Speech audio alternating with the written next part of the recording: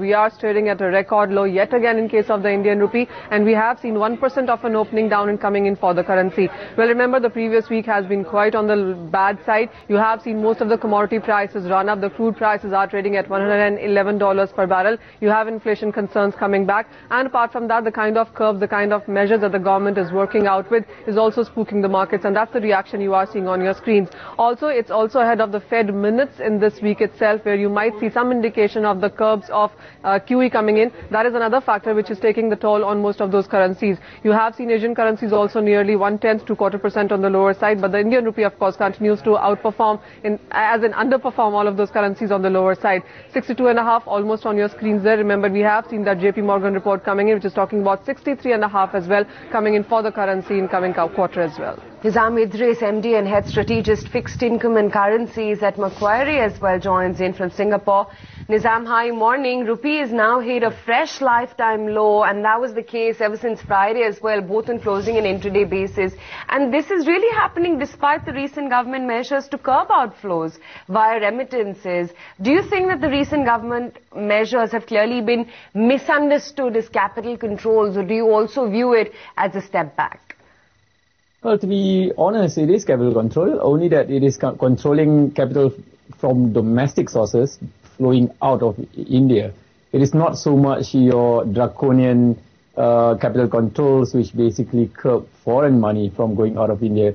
I think there is legitimate reason for the market to begin to worry about, what is the next step that India could do to address the weakening currency. Now, for me, I think there are many reasons for the currency to weaken. There are many ways to try to curb the currency weakness, but India is taking it step by step, and I think the market is just guessing what is next. So let's start one by one. What are the reasons, firstly, besides, of course, the fears of, government actually hampering inflows into the country? What's really scaring the market, and why this kind of weakness? Well, I think the market is looking at the fundamentals, and here we are looking at, fiscal deficit, which is still quite wide. Obviously, current account deficit is an issue which I think there has been clear moves in trying to curb that deficit from widening further. I think those are all legitimate moves. For example, curbing imports of gold and silver. I think there's a lot of views in the market still that, those initial measures could still be ignored eventually because of, intrinsic demand for gold and silver eventually. So, for me, I think the market still believes that the fundamental reason, the structural reason for India weakness, the rupee weakness remains unchanged. And that is that the fact that the economy remains weak in terms of export and current account is still a deficit, while fiscal deficit may widen ahead of the election.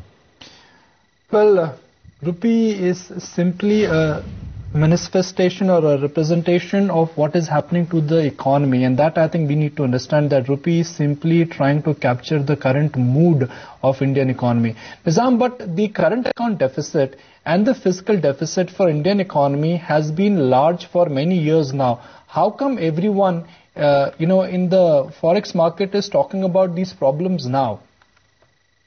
Right. When you have large current account deficit and fiscal deficit, in other words, you need foreign funding, and therefore you become